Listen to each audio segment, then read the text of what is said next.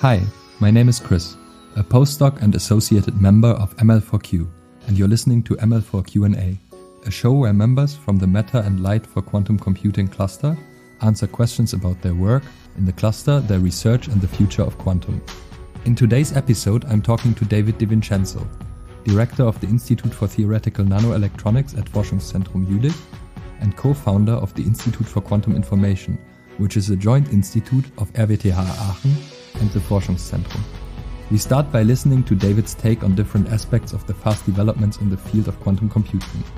Then we take a deep dive into the mid-80s and early 90s to discuss how David started to work on quantum computing before Shor's algorithm and quantum error correction were discovered. Naturally then, him and his collaborators at IBM were ready to contribute to the developing field. We touch upon the DiVincenzo criteria, the Loss-DiVincenzo quantum dot proposal, and get to know some of the mentors David was lucky to have had. It is my privilege today to have a podcast conversation with David DiVincenzo. David is, of course, I'm not impartial right now because he was one of my teachers early on in my career. Yeah. Good morning, Christian, by the way. Yes. So I certainly wouldn't be here recording this podcast without you, but I probably also wouldn't be here because I think your classes in Aachen at the time played a really important role in shaping my career. So thank you for that.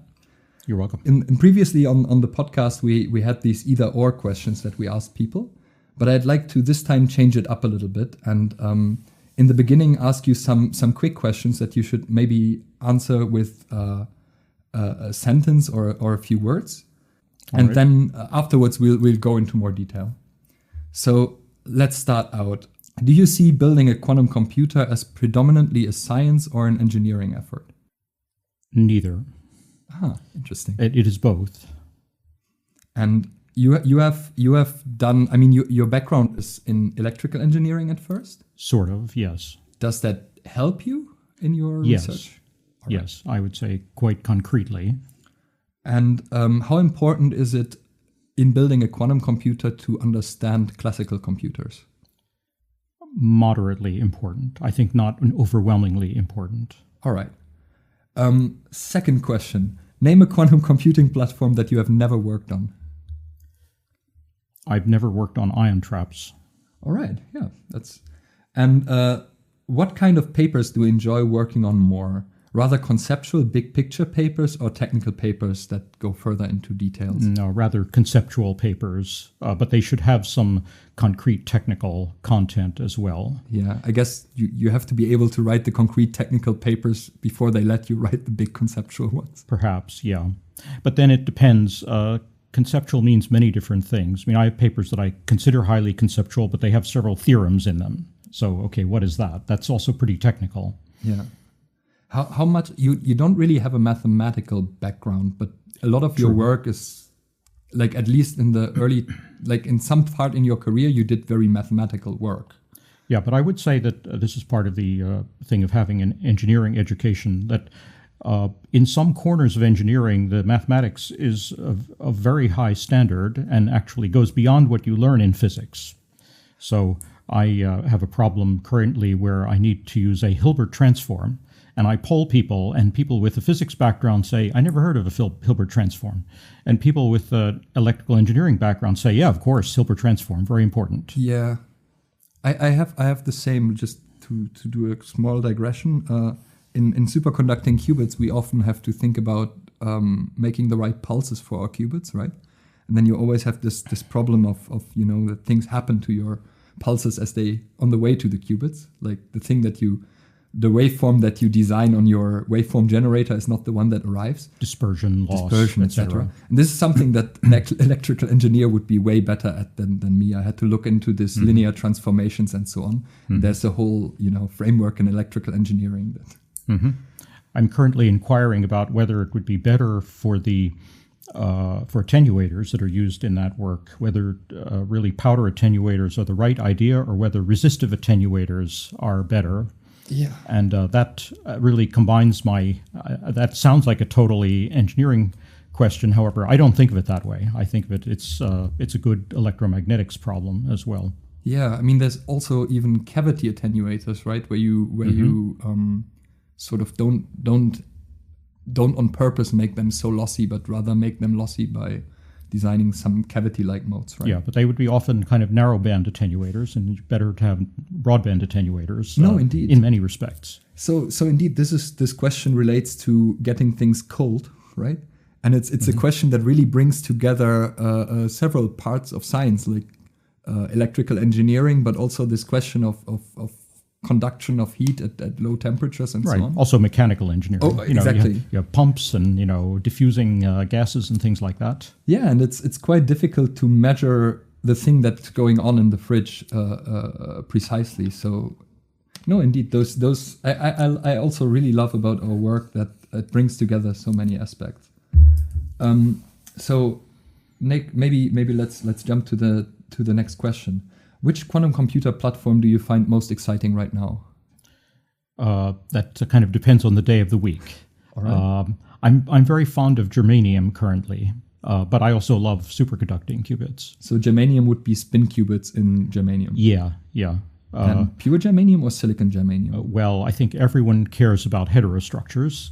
And then, indeed, there are people who are very excited about holes. And I'm getting there, but I still like electrons. Yeah, no, it's really interesting. I also, I'm not sure, like the holes have, there's so many interesting aspects about it, right? In some sense, holes and electrons are quite similar.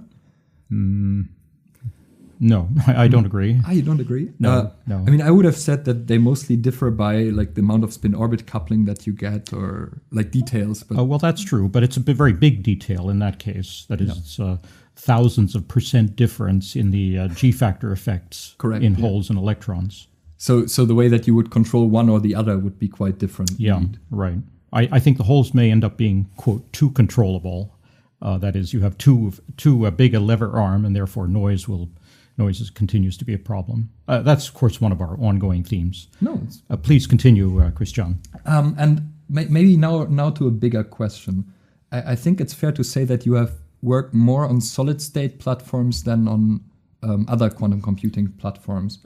Almost entirely, sure. Exactly. So do you believe that the solid-state platforms will prevail over the trapped ions, Rydberg atoms, or photonic quantum computers? Or well, I can answer that question, but you have to understand it would only be an opinion, and sure. I consider the future quite cloudy in this respect.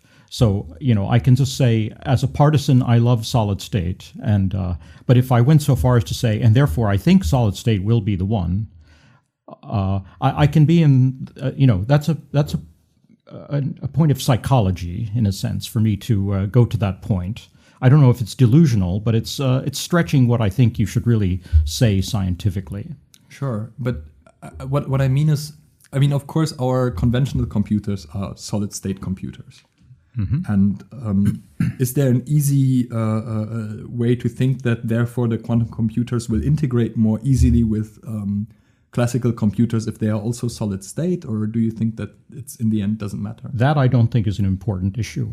Okay. We had very delightful computers back in the day when it was actually the physics of electrons traveling in vacuum.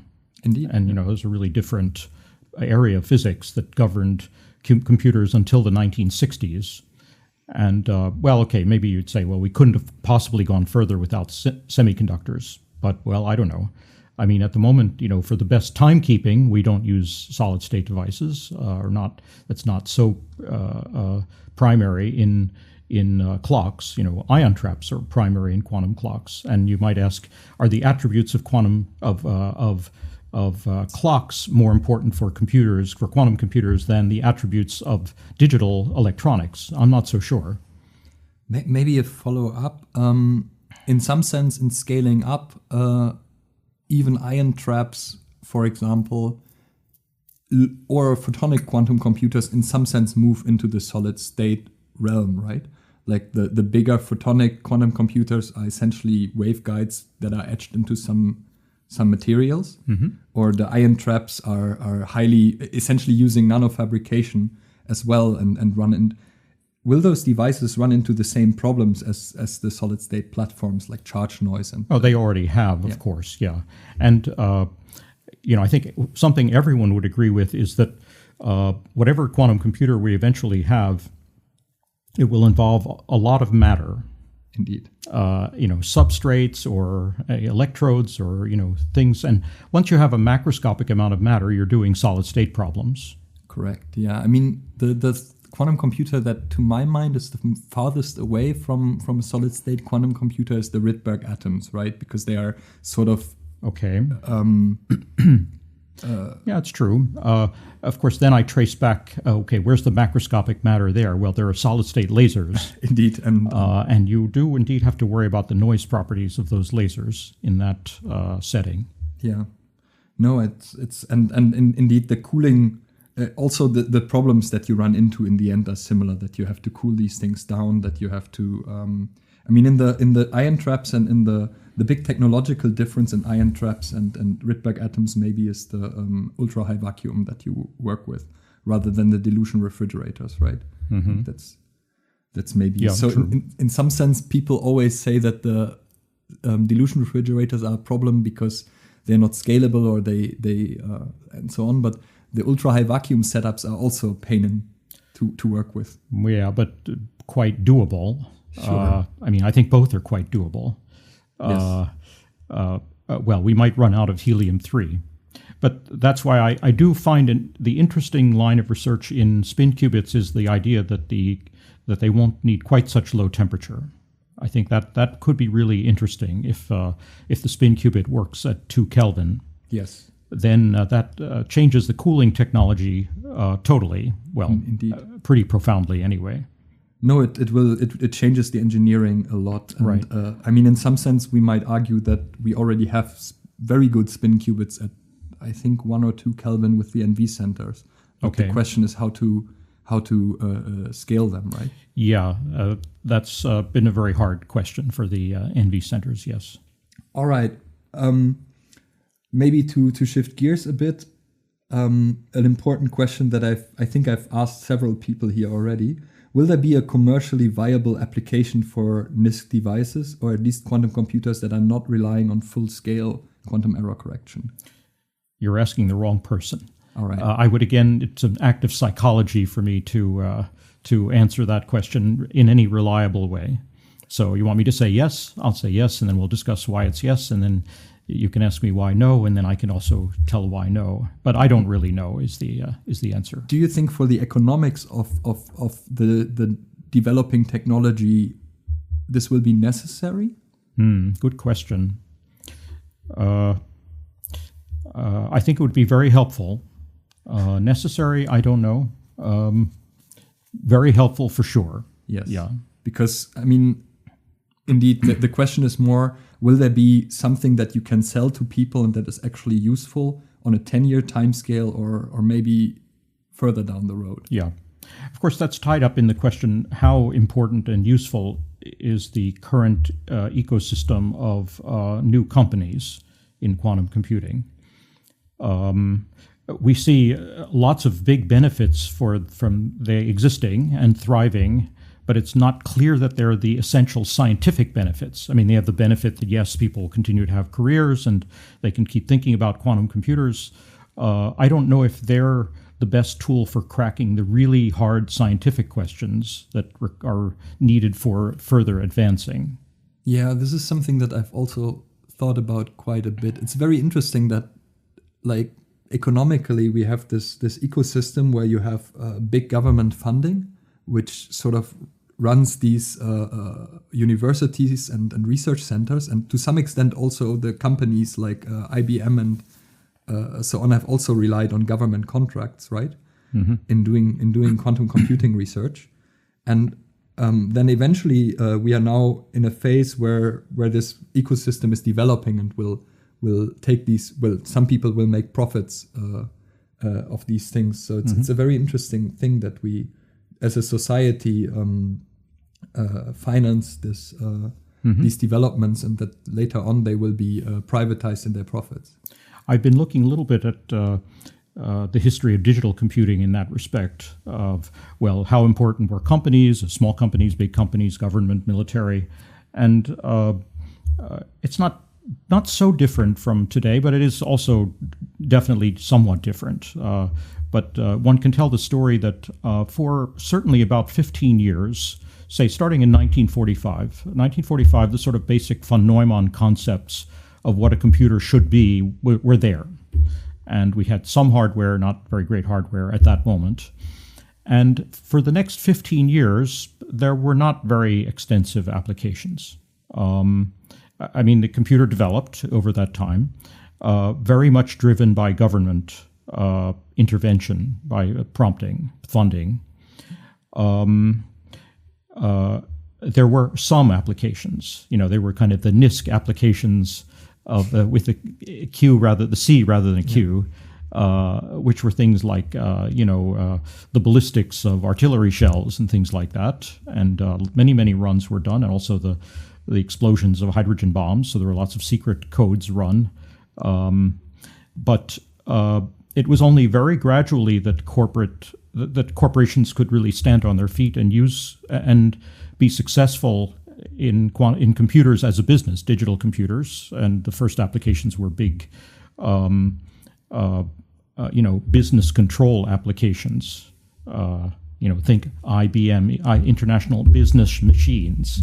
And that was, in fact, by 1960, that was clearly something that could stand on its own as a really economically viable thing.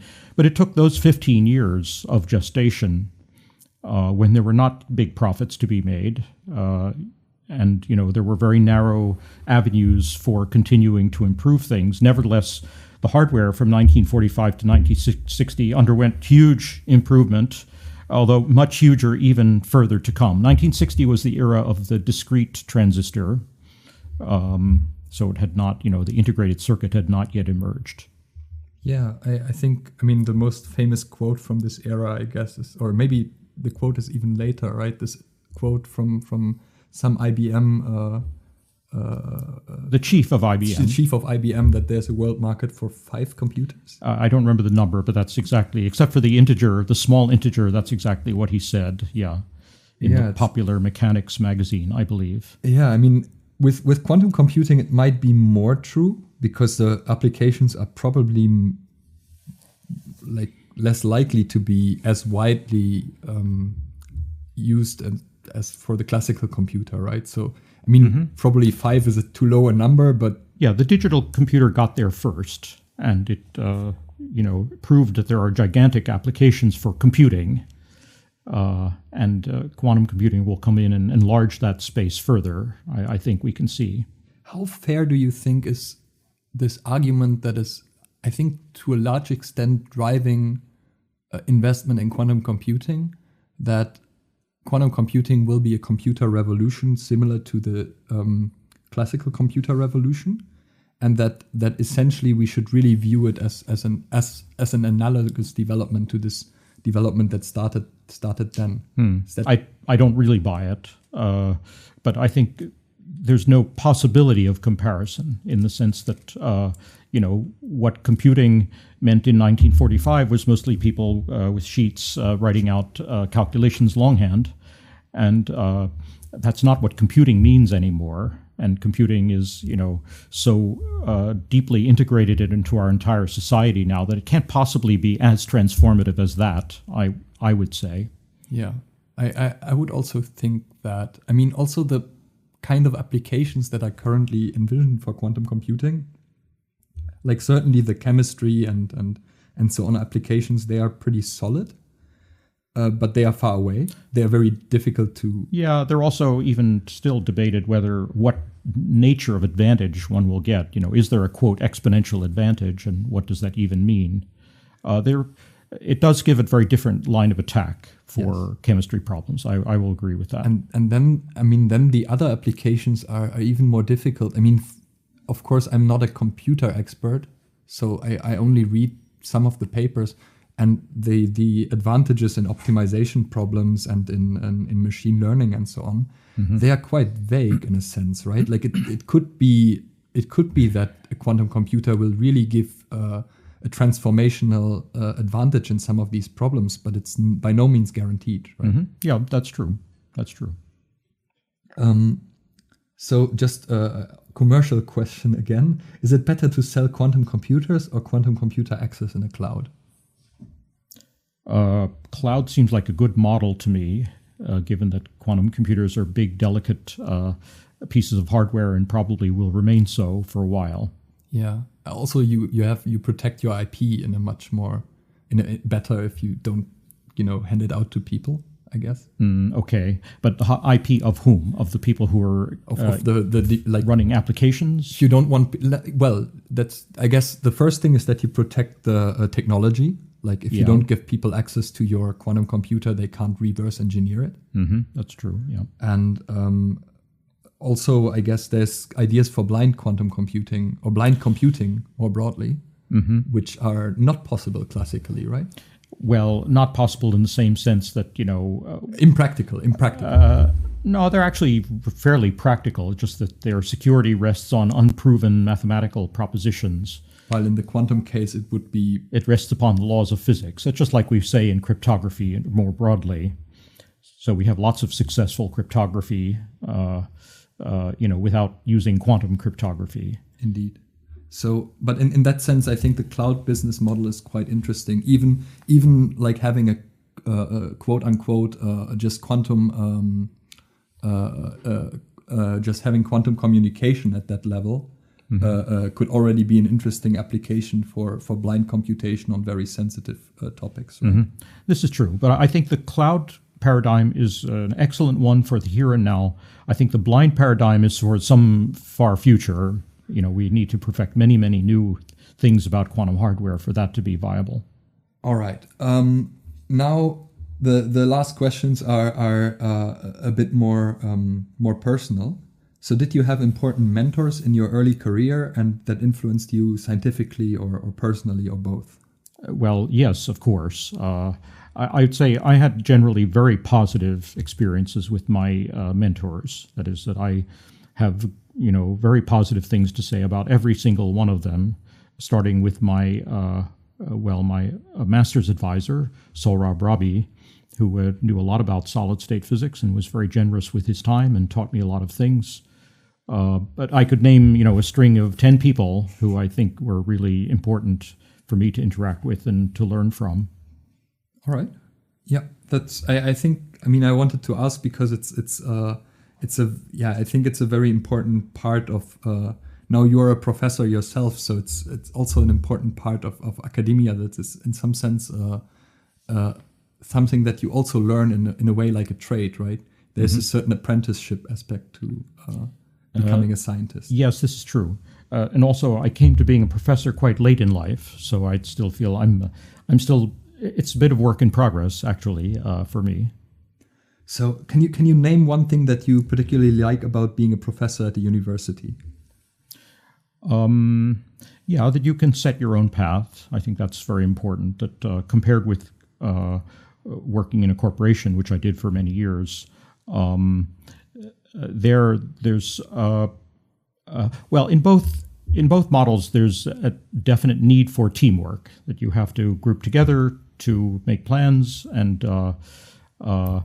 But in the end, as a professor, you can decide, you can find a path for yourself. And in a corporate team, those avenues are much narrower. I wouldn't say they're absent, or they weren't absent for me, fortunately, but they are always very narrow or sometimes totally absent if you're not a professor.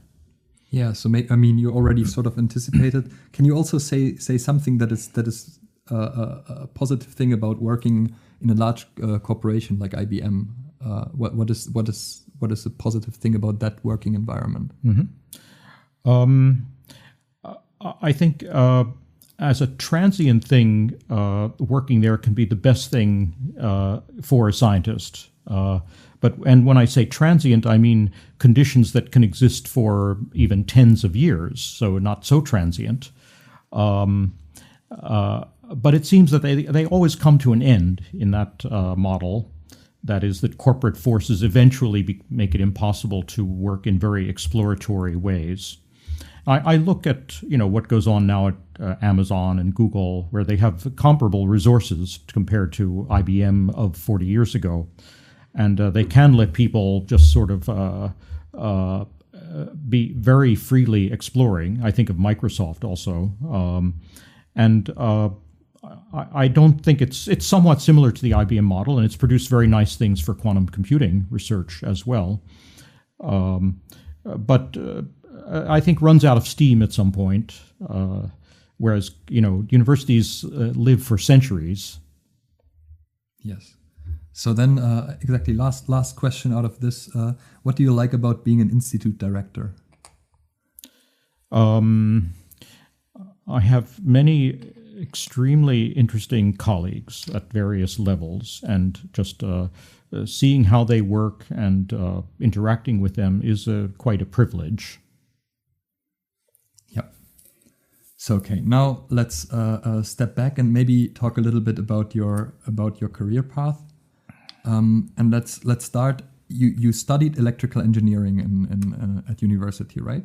So you did a master's of electrical engineering. I'll give you a slightly longer story. I enrolled at university in mechanical engineering. Wow. Yeah. And after a year, but however, I was assigned an advisor, overall advisor, who was in electrical engineering. And he, I don't know, in some sense took a liking to me or something, or was really very good in mentoring. And by the end of that year, I was convinced that I should go into electrical engineering.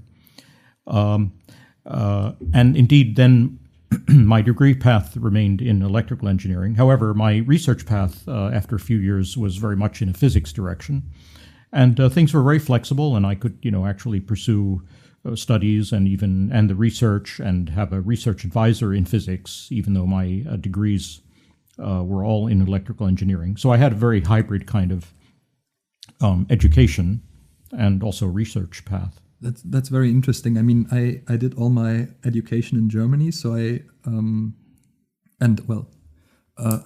think the German system is in a way much more rigid, right? That we you basically in America you have this system where you have a minor and a major or something, right? So you don't have to your path is not as determined from the start. While in Germany you go to university and you say, I will become a physicist, and then you start your physics education. Yeah, of course, if you were at the RWTH now, you were going into quantum science, you would have a bigger opportunity to get a little bit exposed to things, like from engineering, because we consider that important in the quantum computing sciences. And so there's a bit of a mixed curriculum now, not at the bachelor level, though, but yes. No, but indeed, at the master level now. At the master level, definitely so. Yeah, and I think that's something very important. I studied around I finished in 2013. So around that time, there was not yet a program that was so clearly oriented towards quantum information or quantum computing. No, indeed. And in general, the buckets are very rigid. I mean, the silos are high and solid between the different disciplines. Yeah, at least if you take the classes. I mean, in Aachen, indeed, I could take a class in classical cryptography, but I think I couldn't take it for credit in physics. But it was a very useful class, nonetheless. I guess your pathway to quantum mechanics was solid-state physics then. Yes, definitely. So indeed, which basically is things like how electrons behave in, let's say, semiconductors, metals, and so on. In a way, that's later on in your life, you have worked on qubits, which make things in a way a lot more neat and how do you say, like Platonic. Platonic, yeah, exactly. A qubit is a qubit, while electrons are different whatever material can be a mess. Yeah. Yeah. So unfortunately, in the lab quite well how messy they can be. Exactly. It's and how was this transition for you? Did you? I mean, if you come from an electrical engineering background into the quantum mechanics of electrons, first of all, how is that transition? How was that transition for you? Well, I was thinking maybe I'll answer sort of a half phrase back because the transition to qubits for me was indeed connected with one of my, you might say, mentors. Probably the 10th or so, that being Charles Bennet. That at IBM I was working on solid state and materials physics problems. Not completely conventional, but definitely within the sphere of physics. But in Bennet, I saw a model of someone who was well educated in physics, knew condensed matter physics, knew statistical physics very well, but also saw roots out of it, way, way, way out of it. Like there's inside the box, there's outside the box, and then there's Bennet. He at that time was working indeed on cryptography, quantum cryptography, and he had just finished work in teleportation, quantum teleportation. And I just found that very neat. And I also saw that new ways one could bring new ideas from solid state into that. He had brought one or two, but there were definitely new, vast many things to be done once those ideas were laid out. Was Charles Bennet the scientist who coined the term quantum teleportation? Do you know? I think the answer is yes. Yeah. Because although there's a 6-author paper that introduced it, but he was certainly the driver of that paper. I have to say I've sort of always thought that he did a lot of damage in communicating quantum. Yeah. Yes, it gives it gives you a feeling that it must be some science fiction thing. Yeah. And I think it's puzzled journalists for probably now 20-something years or more. He was not the one who coined the word qubit, but he was very, he helped it along very well. Again, in exactly those years, in the middle 90s. So you did your PhD with Eugene Mele, right? That's true. And yes. How did this PhD set you up for your later path? Was it an important juncture in moving you along, or did you already know sort of what direction you wanted to go when you started? Well, it was an important juncture in that it further matured my knowledge of solid state and statistical physics. And gave me an opportunity to get education from another great mentor. I don't think there have been that many threads from my work then to the present, except it was all about quantum mechanics at some level, about finding the right approximations to quantum mechanics and understanding energy states. Our work. Articulated in what sense graphite had Dirac electrons. So that has been a pleasing thing, that a nugget that was in my PhD work that had definitely longer life, but it was not I who really carried it forward. All right. And so do you still enjoy thinking about solid state physics and the many body problems there in terms of this, or do you now prefer mapping the problems to qubits and looking at it from that angle? No, I'm enjoying solid-state physics very much currently. It's always something with reference to qubits, but not necessarily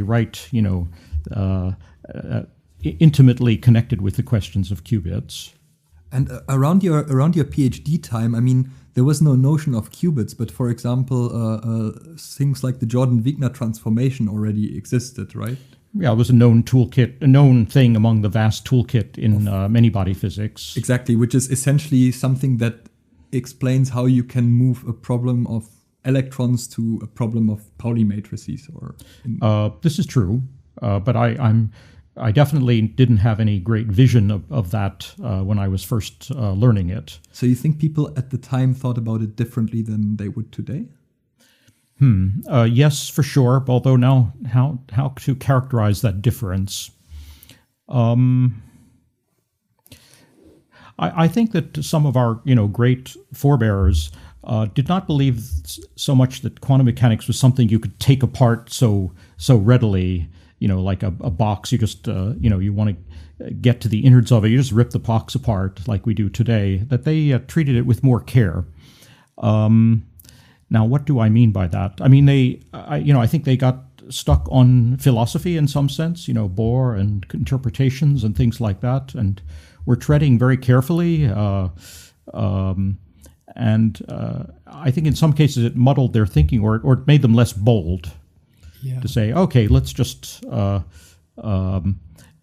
Chuck interpretations just say the wave function is it and figure out what that means. Yeah. No, I think okay. I have an idea how we can get back to that in a bit. But let's maybe move a little bit along in your history. And so you did a brief postdoc, right? Well, it was 2 years. 2-year postdoc at Cornell, right? Mm-hmm. And more great mentors. More great mentors. And was that basically after your postdoc you moved to IBM, right? That's right. And well, I could also say I had a fellowship. My graduate studies were financed by IBM, so I was already connected, and I'd spent a summer at IBM, so I was already quite on the track with IBM, even in my PhD time. So did you around this time consider, so the path was to go into this corporate research direction at the time? Mm-hmm. So you didn't at the time consider a more, conventional academic career? Well, I could have. I had the chance to. I could have been an assistant professor at Illinois, in fact. But I found IBM more appealing, and not because it was a corporation, but because it was a great, temple of science. No, indeed. I think, okay, so the situation at IBM around the time that you joined, that was in the mid-'80s, right? 85, yeah, that's right. And the situation was that Charles Bennet and Landauer had worked on sort of foundations of computing, right? That's true. Already? I didn't know any of that at that time. Okay, you didn't. No, I didn't know that. And so what drew you to IBM? So if it wasn't that, well, materials physics. Solid state physics. That's what was really happening there. And how did you connect with the more foundational computing aspects? Well, a lot of it was the pull of the amazing experimental physicist at IBM at that time. IBM had indeed been a pioneer of low-temperature device research, and within a year or two, I was, fairly aware of that, and started, exploring what I could do in that direction. It didn't happen right away, but in that case, the pull of David Awschalom was very important, and he had a pretty crazy experiment that he was trying to do, which involved ferritins, which are nanoparticles extracted from the spleens of horses. I hope your German listeners can understand what those words are even. Yeah.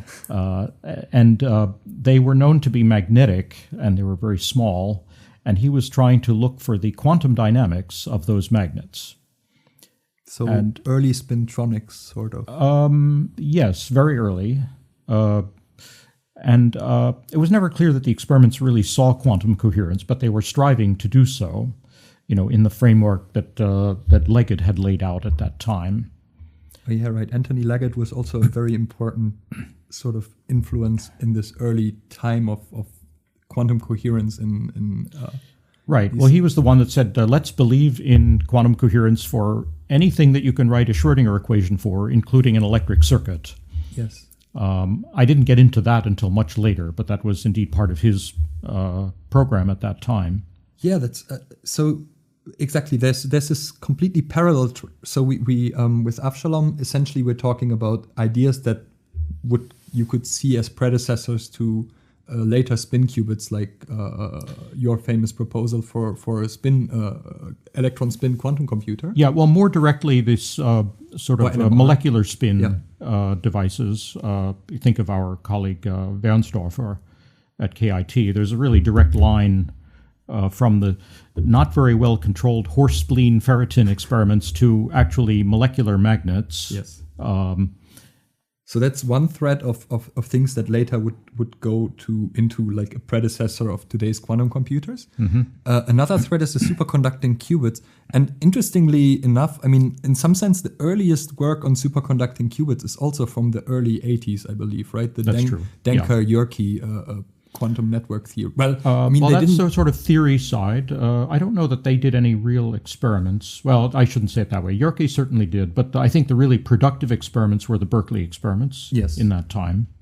Yeah. And then our staff at IBM had many Berkeley graduates, and that was definitely one aspect. In this time at IBM, there was a large effort at IBM to make a classical computer out of Josephson junctions, right? That's true. That had just been ending when I joined IBM. All right. That had already been deemed not possible or not reasonable. A lot of it was because CMOS was zooming along so fast. Yeah, I think this is the.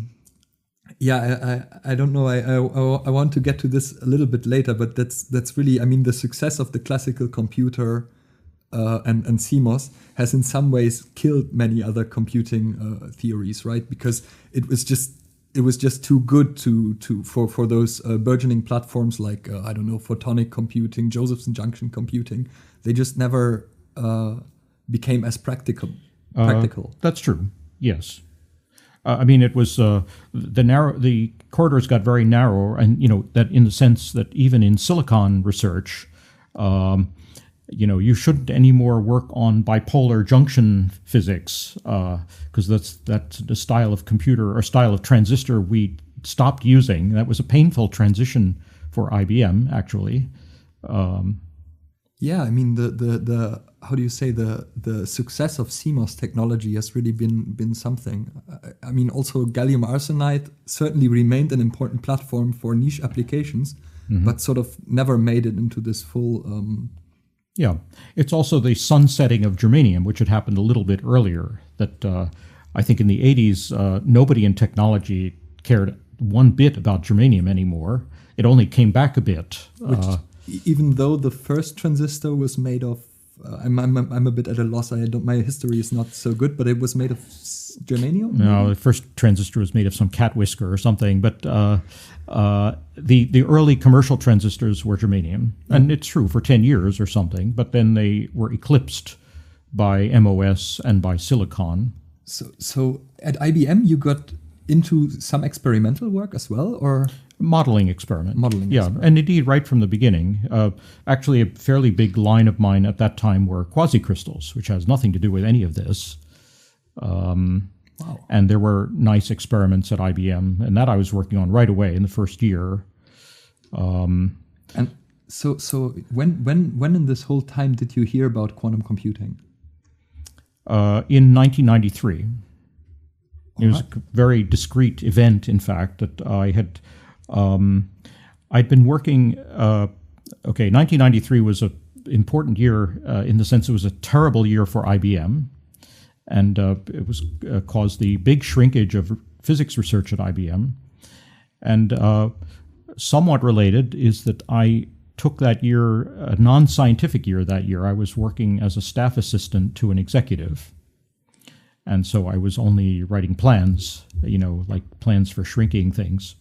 And many people left IBM at that exact moment. But I stuck on, but I said, I want to do something really new. And I had been watching Bennet and his friends do stuff. And I by then I knew Landauer also, who was actually quite supportive of continuing exploratory research in the midst of, a lot of carnage, actually, at IBM. And one day, late in 1993, I went to Bennet and I said, tell me about quantum computers and give me the papers that tell the story of quantum computers. And he gave me a stack of papers that were maybe 2 centimeters thick, and that was it. That was the entire research. That was the entire literature of that subject at the time. I read them all, and I was really hooked. Yeah. So, I guess today, if you printed out one day on the archive on quantum computing, you'd probably end up with more of a stack of papers. Yeah, the dynamic is quite different now. Yeah. And so you already mentioned Landauer. I always was fascinated a little bit with Landauer because he wrote this paper about truth and advertising in computing. Mm-hmm. Did you read this at the time? Oh, yes. I was aware of his thinking, whether I exactly read that paper. He wrote various similar papers along those lines. And essentially what he was arguing at the time was, in that particular paper, he basically makes this argument that we already sort of talked about, in a sense, that the alternative computing platforms have fared very badly, but nonetheless people have been very good at advertising them as solving the problem that classical computers will no longer meet, or some, like, essentially saying the Moore's law is coming into an end or something, and then that's why you need photonic computing, quantum computing, etc. He's making the argument that essentially none of these proposals have panned out, right? Right. And he was very critical of quantum computing as well, but critical in a real, in the sense of a real scientist. That exactly. is, he was always open to discussion. He would have very sharp discussions, but very honest discussions about things, and was willing to learn. I think, in fact, his criticism of quantum computing is fascinating if you read it today, because he was talking about it in the sense that eventually something like many body localization would kill a quantum computer. Well, that's anachronistic in the sense that phrase didn't even exist then. But he understood that there were many physics issues that were swept under the rug when people would just write a Hamiltonian, play with it a little bit, and say, aha, interesting effect. Yeah. So I think he would have been, he died a bit young, unfortunately, but he would have been similarly very critical of topological qubits. So one thing that I want to mention is, at the moment, like exactly the year 1993, something is very interesting about this time in quantum computing, because the crucial missing ingredient to quantum computers in the year 1993, I think, is quantum error correction, right? True. So, well, also the absence of an interesting algorithm. Indeed, yeah. But that got cured within a few months. Exactly. So how did you get into, what was it that hooked you on quantum computing if there was no, exactly, the number of algorithms was still at maybe 2 or 3 at the time? Yeah, that's right. The Simon algorithm had come out at that moment. Well, I was hooked because I understood that it was a new kind of physics problem.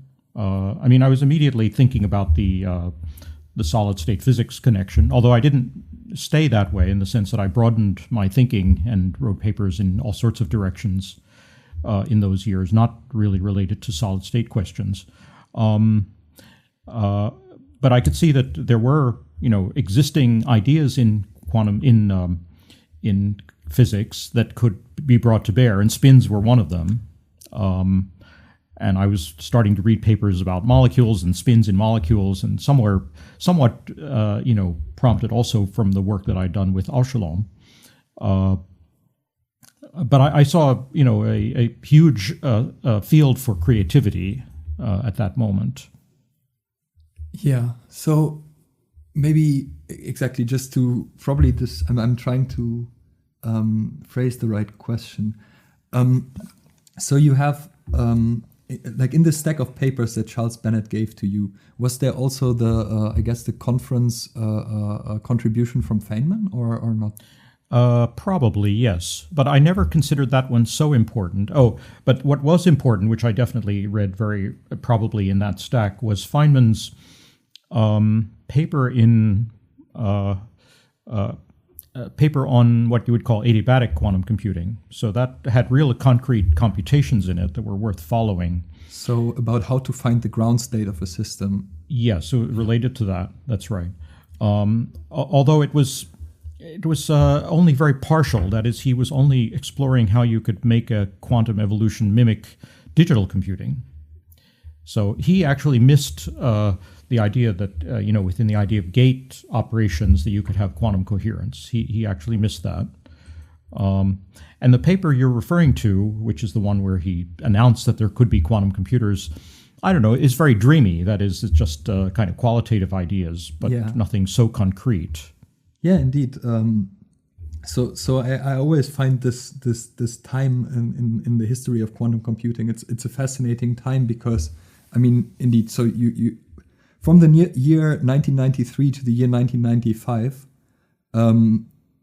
I would say that the field, like in the year 1993, Landauer's criticism that quantum computing is a bit, is shaky at best, is true if you think about ideas of decoherence that were definitely there at the time. Yes. Mm-hmm. And then in 1995, at the same time, you get the first really important algorithms, I guess mostly with Shor's algorithm, but also I think Grover's algorithm came out within, like, let's say a year of That's true, yeah.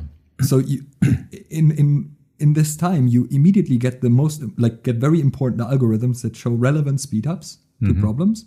And at the same time, this problem of decoherence, at least there's a strategy that's presented that solves it.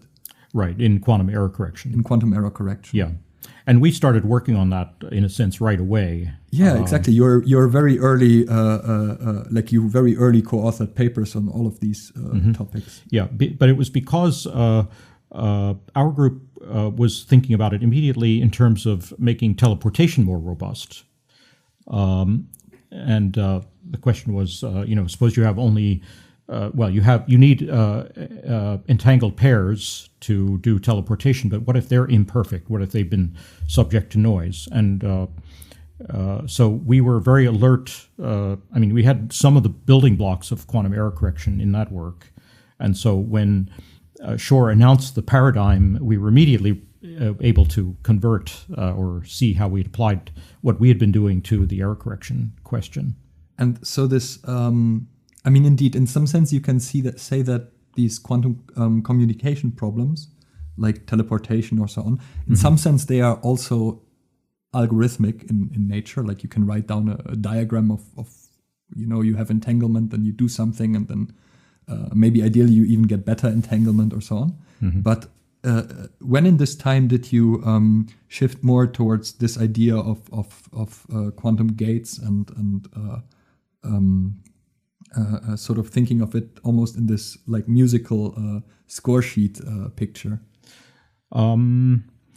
It was in trying to make sense of Shor's result, because Shor's original paper did not really use the gate idea, although it had been basically introduced by Deutsch. I'd say in this thin stack of papers, Deutsch's papers were the most important one. But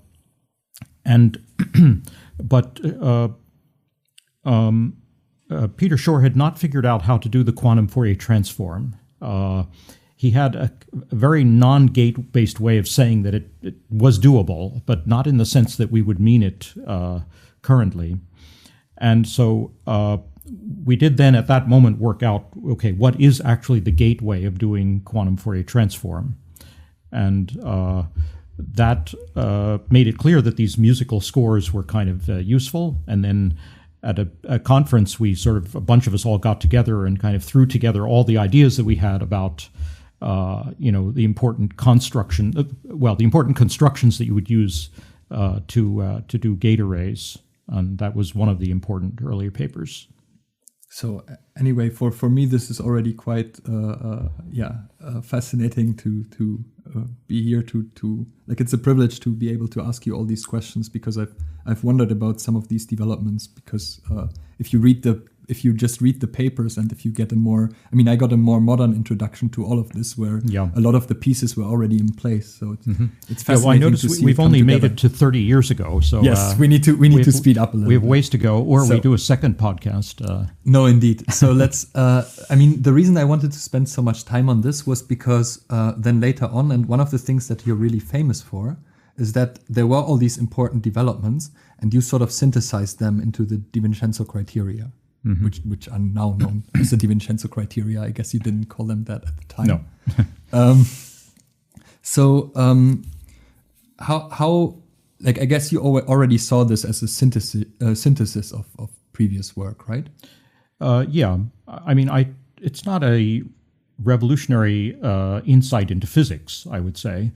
It came about for me because at one of our early conferences, maybe in 1994, we had the chance to hear fresh, before it was even published, the ideas of Sirac and Zoller in ion traps.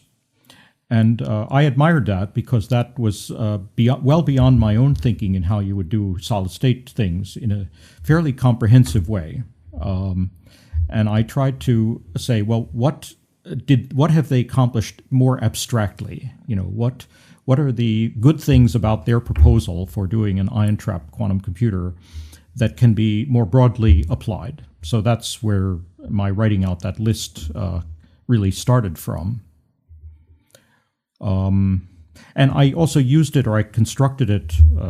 I was a few years kind of constructing it. That is, I would give talks about it, and I had some conference papers about it. And I could see it as a vehicle for, frankly, critiquing approaches that were rising up and looking very popular. And I mean, I shouldn't sort of knock things, but the NMR concept of quantum computing was, I thought, flawed.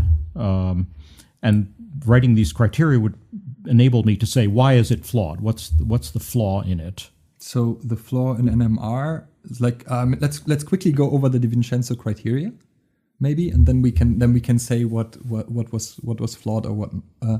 So the criteria is first to have a scalable physical system with well-characterized qubits. And I guess in that sense, the Sirac-Sola proposal, for example, was great because you have these ions in a trap, and if you want more qubits, you put more ions in the trap. Yeah, well, we were frankly rather naive at that moment about what it meant to actually scale things, yes, I would say. And that's, of course, bitten us for years in the spin qubit world to convert to not from sort of pretend scalability to real scalability. Yeah, I mean, maybe a word that is sort of not in there that, of course, everybody today worries about is yield, right?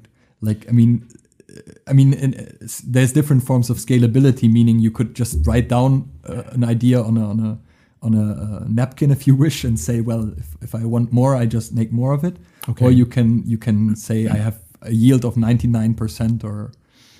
Well, I don't know. I think if we're talking about getting to that stage, we've already won the battle, in my opinion. That is, if it's merely a matter of getting the factory to yield 99% and not 60%, okay, that's really just engineering. Yeah, I would say. I mean, the other questions are, how do you get all the wires in, or how do you? Yes, what is the physical layout? Yeah. Will you violate some laws of construction by trying to jam too many wires into one place? Then you have the ability to initialize a state you give the example of a fiducial state like 0, 0, 0, like putting all the qubits in 0, so you have a good starting state. Yeah, that was my NMR slayer, mostly. Mostly, yes, indeed, because NMR, you have a lot of sort of quantum computers running in parallel, and they will all not be perfectly initialized, right? That's sort of the idea. Even worse than that you have to understand at that time the concept was to do room temperature experiments. I mean, it was a brilliant idea in the sense that you could just go to a standard setup that was in every chemistry department and just, make a test tube of something, put it in there, and you could be running a quantum computer. But of course, the states of the nuclear spins were not pure states. They were almost infinite temperature thermal states, and it's clever that you could do, you might say, NISQ things with that, but with a really fundamentally limited number of qubits.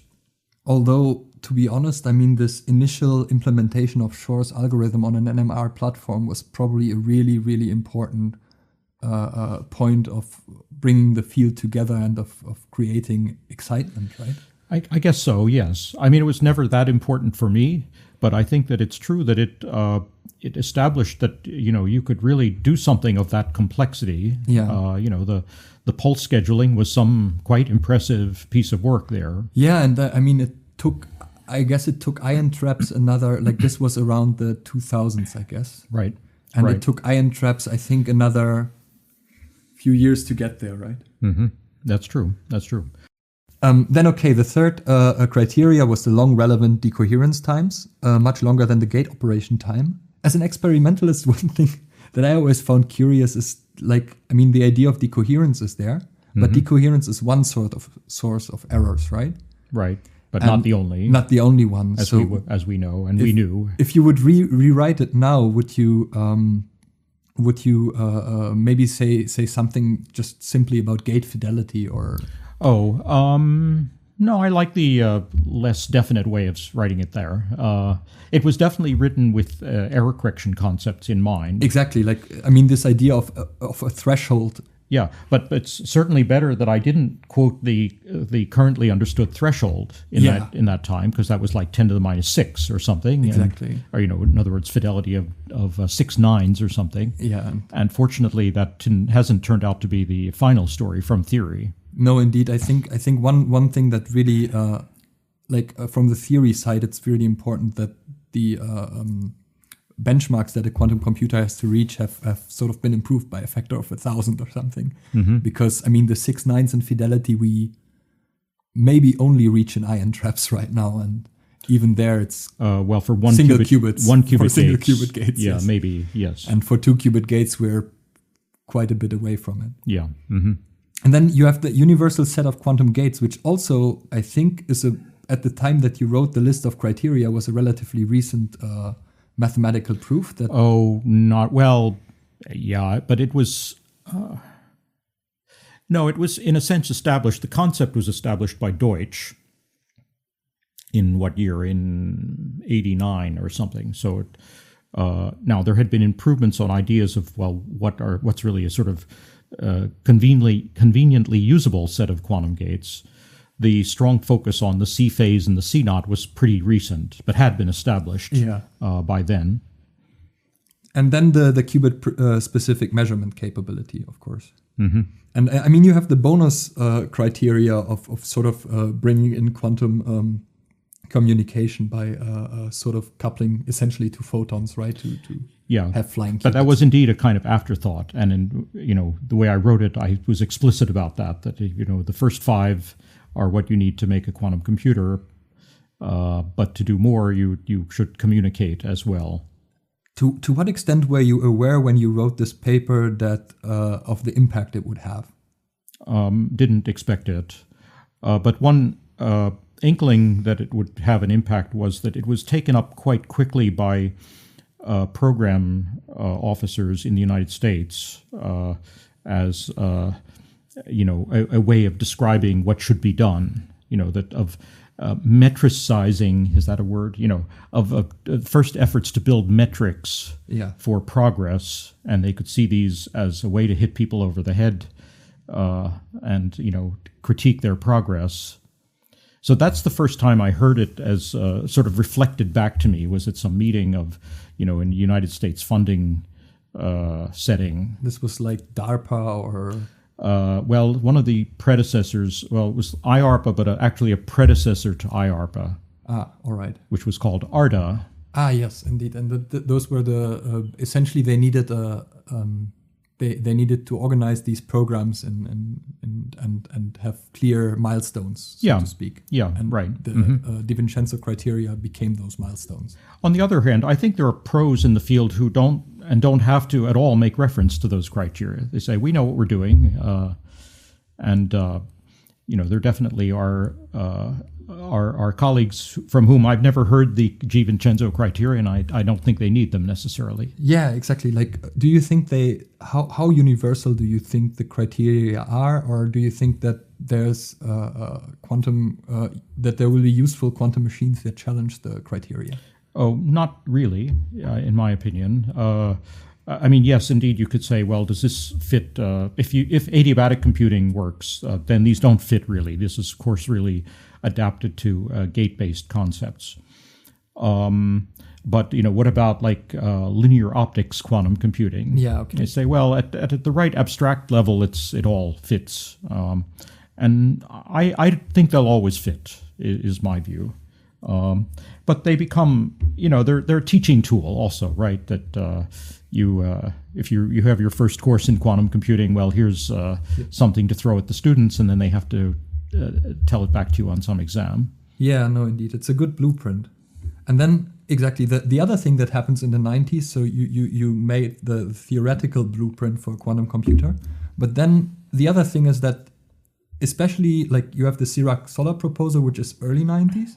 But then towards the end of the 90s, you have an explosion in proposals of how to build quantum computers, right?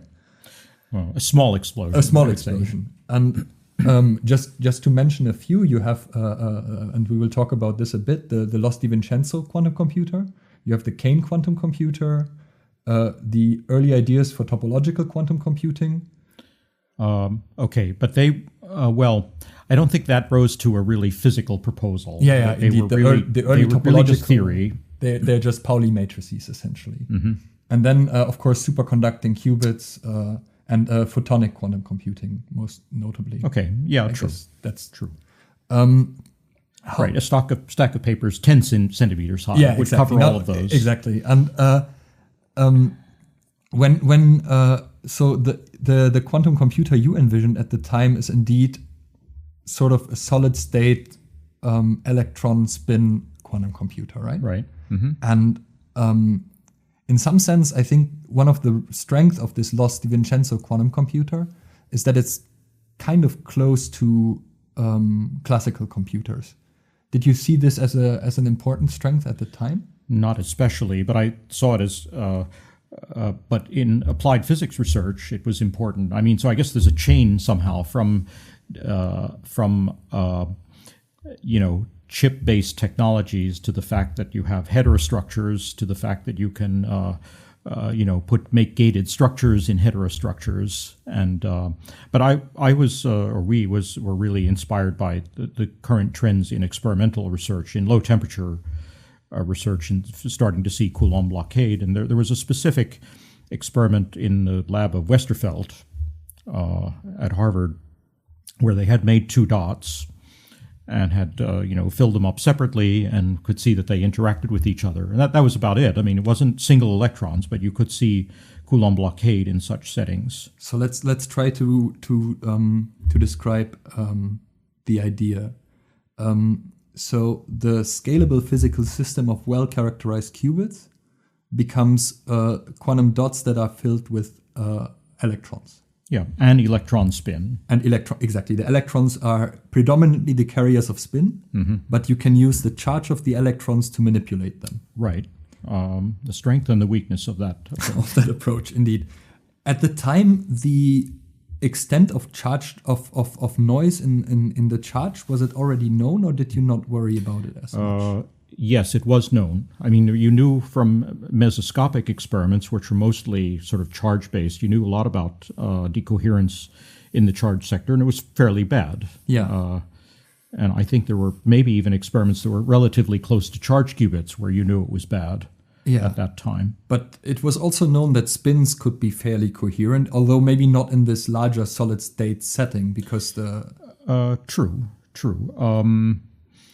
Right. It was a bit of a new kind of single spin, that we had many impurity center single spin kind of things in ensemble experiments in electron spin resonance.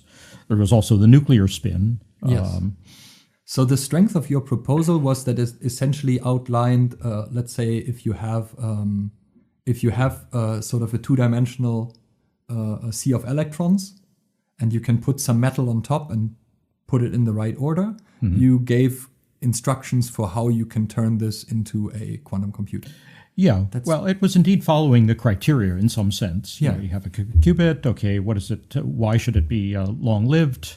And what kind of gates should you do on it? And how do you measure it? We had some pretty weird ideas for measuring it, actually, in that paper. Yes. And not all of which have ever come back. Yeah, that's true. I think, like, later on, I mean, now... indeed, the current quantum computers based on spin qubits are certainly still following some of the aspects of your proposal, but have deviated in many ways. Like there's different ways of measuring the spin qubits. One really interesting question that is maybe not solved is what is the best control mechanism? Right. You at the time you gave exchange interaction, meaning to control how much the electrons tunnel. Yeah, controlled overlap of the single particle wave functions. Single particle wave functions. And, I guess there's really... I think that's still very relevant. I think it's still a very relevant technique, indeed. But there's now been micromagnets and spin-orbit interaction and so on. So there's been a lot of variation. And... would you say that building the spin qubit quantum computer is easier or harder than you thought at the time? Good question. I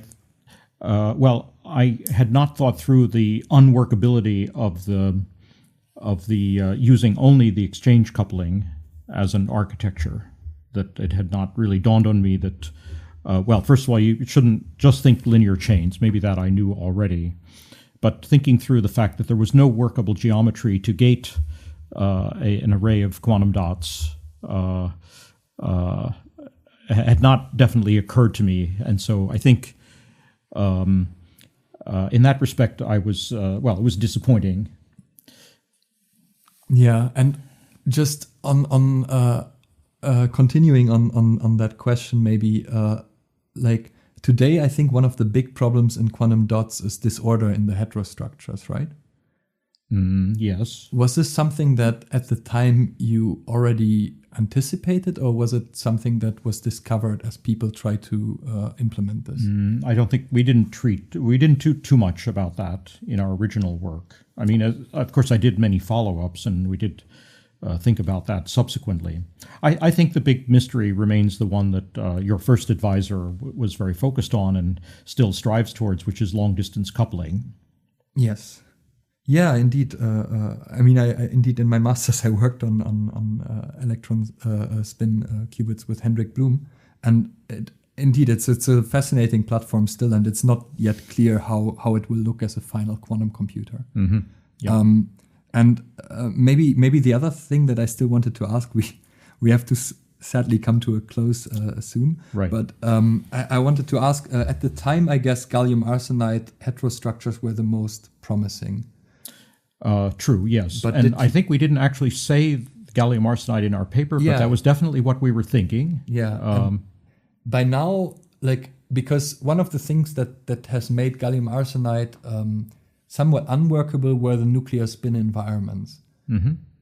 I read a little bit through your paper, but there's not so much talk about this. We were quite naive about it at first. Yeah. But that, came up quite a lot afterwards, of course. And now, indeed, the critical point where the silicon and silicon germanium quantum computers are better are these nuclear spin environments, right?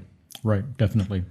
Maybe one last thing on the Loss-DiVincenzo quantum computer. Like one company that has sort of different companies have taken on different quantum computing platforms. But the company that has sort of taken on the quantum dots is Intel, right? To some extent. Somewhat, yeah. Somewhat. But not deeply, I think. Not as deeply as they could. Do you think that... I mean, if you point to an organization, HRL is certainly the one that's deeply committed to quantum dots. That's not a company. But do you think that the mastery of the semiconductors... at the level that companies like Intel have mastered them is ultimately an asset, or is it still that somehow the application of quantum computing is quite a bit more specialized? I think it's an asset, but I think it's not by itself enough. Yeah. You have to know a lot of other physics about semiconductors that are not much on the plate of a technology company like Intel. There's important differences in making quantum dots and making transistors, I guess. And it's something that... and the low temperature physics of semiconductors is indeed a whole different world from the world of conventional CMOS operation and optimization. And the thing that you already said, in the end, a linear array cannot be enough. And so one of the assets of the quantum dots, they are very small. But as you said, the long distance connections are quite difficult. And one of the problems is they're essentially too small to have them all exchange coupled. Right. And I mean, the one of the big competing solid state technologies, the superconducting qubits, are enormous in comparison. Yeah, but that's never been any big concern of mine. I mean, I think the quantum computer shouldn't be the size of a stadium, which has, there is serious work at Sussex, which shows the final quantum computer of that size. So it's better if it's not that size. But we also know that it's not necessary to make a quantum computer with 10 billion, working elements, transistors on a chip of a few centimeters. Indeed. We will have interesting quantum computing at the only millions level. Yeah. And it doesn't have to fit in your phone. No, indeed. I mean, we can buy a 30 centimeter wafer, and you can put even of the current superconducting qubit size, you can put if not millions but thousands of them easily on a big wafer. So I've asked a technologist whether we should someday explore trench capacitors for transmons. Now, this is very technical, but you know what I'm talking about. And they said, well, yeah, maybe. But I think that'd be a great research project, actually. The noise would be horrible, so that, exactly. I mean, this is always the problem. In some sense, the great success of superconducting qubits for a while has been to make them very big. Yeah. And while the problem of spin qubits at the moment is that they are so small, and even microscopic disorder on sort of an atomic level has been a huge problem. So Right. the question is essentially translates back to this original Feynman paper where he says if you can engineer matter at an atomic level, of course it'll be great. Yeah, but we try to avoid that at all costs. Indeed. And probably we are still at least 10, 20 years away from that perfection. Yeah, I don't want to name any numbers, but I'm sure this story will not be finished before I am. Yes. I think we have to come to a close here, which is a bit sad, but I think it was very good to talk about the basics and to really discuss first the idea of how quantum computing came along, and then also how it blossomed into a concrete proposal for a quantum computer. And I think in some sense, while your proposal has developed a lot, the basic ideas still stand, and it's still one of the strong contenders for building a quantum computer.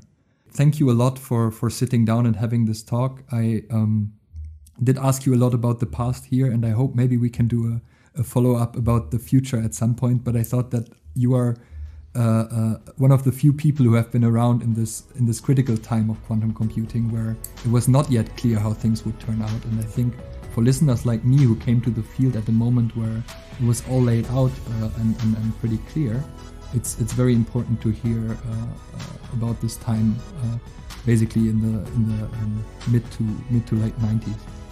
Yeah, well, I think it was a once-in-a-lifetime thing for me, and something that is very special. Yes. It doesn't come to all of us. So thanks a lot for giving some thoughts on this time, and thanks for being a guest here. Okay, thank you, Christian.